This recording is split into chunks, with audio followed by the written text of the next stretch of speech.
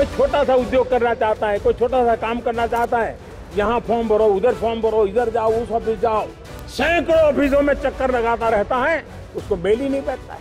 इनको खत्म करते करते करते, रिफॉर्म करते करते, केंद्र और राज्यों को भी साथ लेते नगर पालिका महानगर पालिकाओं को भी साथ लेते हमने ईज ऑफ डूइंग बिजनेस के काम में बहुत कुछ करने में सफल हुए हैं। আজকের ভারতে ব্যবসা করা খুবই সহজ হয়ে উঠেছে। সহজ নীতি, ডিজিটাল প্রক্রিয়া এবং শক্তিশালী পরিকাঠামো বিনিয়োগকারীদের আস্থা বাড়িয়েছে। हम मैन्युफैक्चरिंग की दुनिया में भी इंडस्ट्री 4.0 में हम बहुत बड़ी ताकत के साथ आगे जाना चाहते हैं। গত 11 বছরের ভারতের অর্থনৈতিক প্রবৃদ্ধির গল্প ধারাবাহিকভাবে উন্নত হচ্ছে। 2025 অর্থ বছরে জিডিপি বৃদ্ধি 6.3% থেকে 6.8% পৌঁছেছে।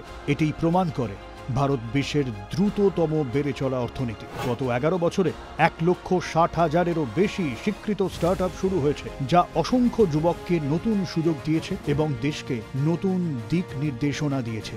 এখন ব্যবসায়ীদের জন্য প্রতিটি রাজ্য, প্রতিটি বিভাগের জন্য আলাদা কোনো পোর্টাল নেই, কেবল একটি প্ল্যাটফর্ম রয়েছে, national single window system NSWS। 24 घंटे के अंदर उसमें स्टेटस दिखने लगता है कि अब ये फाइल आपकी किस लेवल पे है। ভারত এখন সেই দেশগুলির তালিকায় রয়েছে যেখানে ব্যবসা করা কেবল সহজই নয়, বরং সম্ভব এবং নিরাপদ। ভারতে ব্যবসায়ীদের জন্য কর ব্যবস্থাও খুব সহজ করা হয়েছে। GEM পোর্টাল, উদয়ম রেজিস্ট্রেশন, PM গতিশক্তির মতো ব্যবস্থা ছোট ব্যবসাগুলিকে সরকারের সঙ্গে সরাসরি সংযোগ করেছে। এখন সমস্ত কাজ মোবাইল বা পোর্টালের মাধ্যমে করা হয়। যখন নীতি স্পষ্ট, প্রক্রিয়া সহজ এবং উদ্দেশ্য সৎ, তখন নতুন ভারত নতুন ইতিহাস তৈরি করে।